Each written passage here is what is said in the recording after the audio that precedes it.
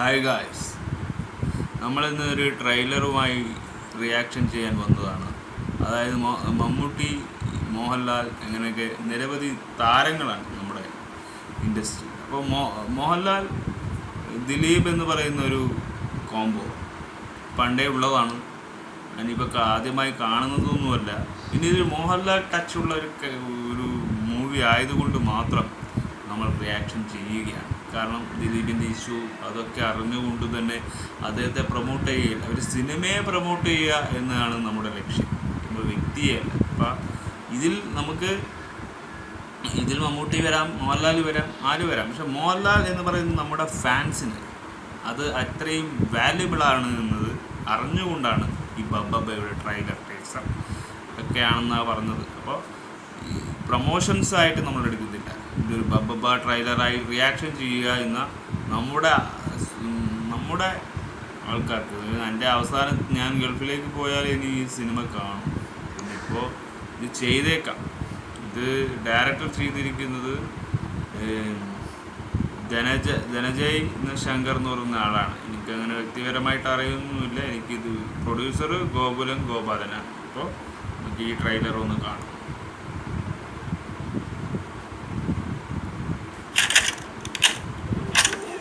നമസ്കാരം, നിങ്ങൾക്ക് എന്നെ മനസ്സിലാക്കാം. കാരണം ഇപ്പൊ ഈ നാട്ടിലെ മുക്കിലും മൂലയിലും വരെ എന്റെ മുഖചിത്രമാണ്.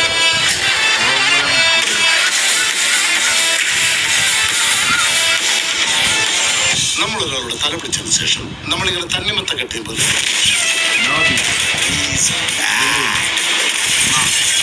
I will take you to the miraculous universe of the most wanted person you are searching for.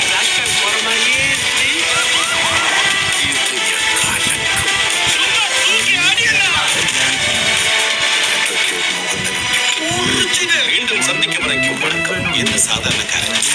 അതാ ഇനി സാധാരണക്കാരൻ. അതിപ്പോ പറയാൻ കഴിയില്ല. നിനക്ക് വേണ്ടി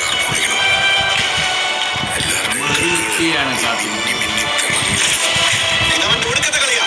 അതോടെ അവന്റെ ഷോയ്ക്ക് ഞാൻ കാത്തിടും. ഞാൻ കാത്തിരുന്ന എന്റെ കംബാക്ക് മൊമെന്റ്.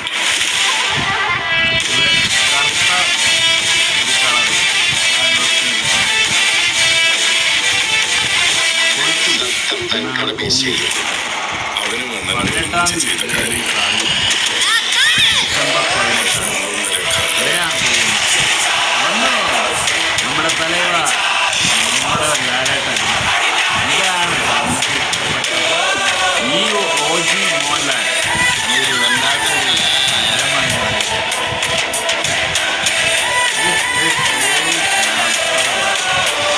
അവരെന്നും ഒരുമിച്ച ആ ഒരു നഷ്ടപ്പെട്ടിട്ടുണ്ട്.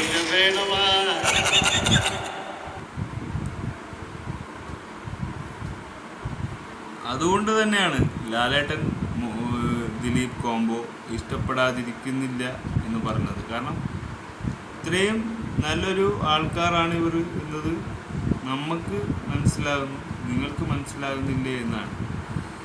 അപ്പോൾ ആ കോംബോ നിലനിർത്തിക്കൊണ്ട് തന്നെ അവർ സിനിമ ചെയ്യട്ടെ.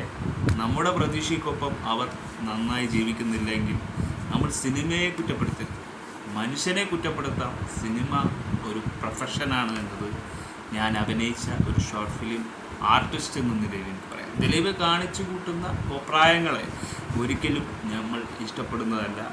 ഒരു അനീതി ചെയ്തിട്ട് അത് മറക്കാൻ വേണ്ടി അതിലൊരു തുണി കെട്ടി മറക്കുന്നതല്ല ശരി എന്നതാണ് എൻ്റെ ഒരു താല്പര്യം. ഒരിക്കലും അതിജീവിതയെ ചതിച്ചുകൊണ്ട് ഒരു നേട്ടവും ഈ സിനിമക്കാർ ഉണ്ടാക്കിയിട്ടും കാര്യമില്ല. പക്ഷെ ഇതൊക്കെ ബബ്ബ എന്ന് പറയുന്ന ഒരു സ്റ്റോറി കാണുമ്പോൾ ചിലപ്പോൾ ഡൗൺ ആയവരെ വളർത്താനാവാം. പക്ഷേ റിയാലിറ്റിയിൽ പല സങ്കോചിപ്പുകളും കാണുന്നത് കൊണ്ട് തന്നെ നമ്മളൊരു പൊളിറ്റിക്സിൽ ഈ ലീഡ് ചെയ്യുന്ന സിനിമയല്ല.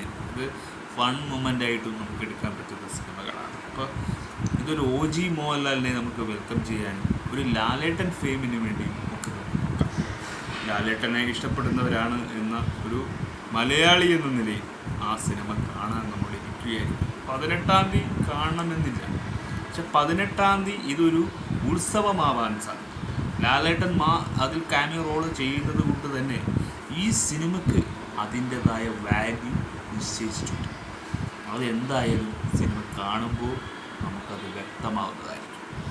അതാണ് ഞാൻ ഇതിൽ കണ്ട ഏറ്റവും വലിയ ക്വാളിറ്റി. ലാലേട്ടൻ ഇതിൽ വരുന്നു എന്നതിൽ തന്നെ ഈ സിനിമ പൂർണ്ണമായും വിജയിക്കാൻ സാധ്യതയാണ്. ലാലേട്ടൻ്റെ പ്രൊഡക്ഷൻസൊക്കെ അങ്ങനെയാണ്. പക്ഷേ ഇത് ഗോകുലം അങ്ങനെയാണ് ഏറ്റെടുത്തിരിക്കുന്നെങ്കിലും ലാലേട്ടൻ കയറിക്കഴിഞ്ഞാൽ അത് ഹൈപ്പ് കൂടും.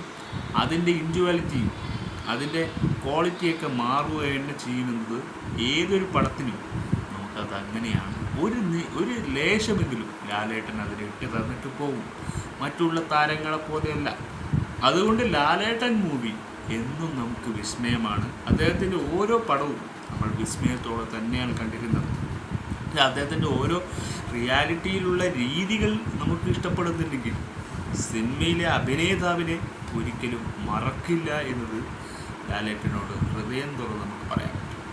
പിന്നെ ഞാനിനി ഗൾഫിൽ പോയി കഴിഞ്ഞാൽ ഇനി മൂവീസൊക്കെ കാണും. ഇനി ട്രെയിലർ റിയാക്ഷൻസ് ആയിരിക്കും കൂടുതലുണ്ടാവുക. കാരണം റിവ്യൂസ് പറയാൻ നമുക്ക് അവസരം കിട്ടുമ്പോഴാണ് പറയാൻ കഴിയുക. ഇനി അവസരങ്ങളാണ് ഇനി ജീവിതത്തിൽ നമുക്ക്. ഞാൻ ഒരുപാട് കഷ്ടപ്പെട്ട് ഈ ദുബായിലേക്ക് പോവുകയാണ്. അപ്പോൾ നമ്മുടെ അതും കണക്കിലെടുത്ത് നമുക്ക് സിനിമ കാണാൻ പറ്റും. കാണുമ്പോൾ നമ്മൾ അഭിപ്രായം ഉറപ്പായും പറഞ്ഞിരിക്കും, അത് എവിടെ നിന്നായാലും. അപ്പോൾ ഈ സിനിമ എന്തായാലും കാണാതിരിക്കില്ല. അപ്പോൾ കാണണമെന്നത് എൻ്റെ ഒരു തീരുമാനമാണ്. അത് എന്ന് കാണുന്നു അന്ന് ആ സിനിമ കണ്ട് അഭിപ്രായം പറഞ്ഞിരിക്കുമെന്നത് ഞാൻ തരുന്ന ഗ്യാരണ്ടിയാണ്. ആ ഗ്യാരണ്ടിയാണ് നിങ്ങളോടുള്ള സ്നേഹം.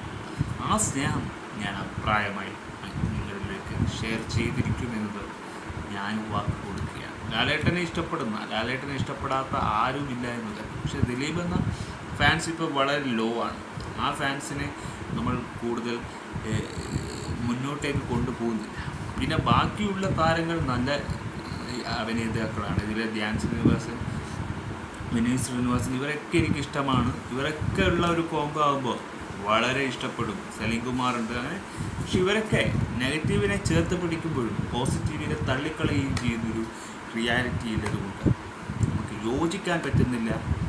അതാണ് ഒരു റിയാലിറ്റി നോക്കുമ്പോൾ സിനിമയെ യോജിക്കാൻ പറ്റുന്നു എന്ന് നമുക്കൊരു തോന്നൽ വരുന്നത്. അപ്പോൾ സിനിമ കാണുക, നിങ്ങളുടെ അഭിപ്രായം എന്തായാലും എൻ്റെ കമൻറ്റിൽ ഇടണം. എന്നാലേ എനിക്കത് സിനിമയിൽ എന്തെങ്കിലും അഭിപ്രായം പറയണോ എന്ന് എനിക്ക് അവിടെ നിന്ന് തോന്നും. അപ്പോൾ 18-ാം തീയതി എപ്പോൾ ഇത് ഇറങ്ങുന്നു അന്നത്തെ പബ്ലിക് റിവ്യൂ ഞാൻ ഇട്ടിരിക്കും. Okay, by.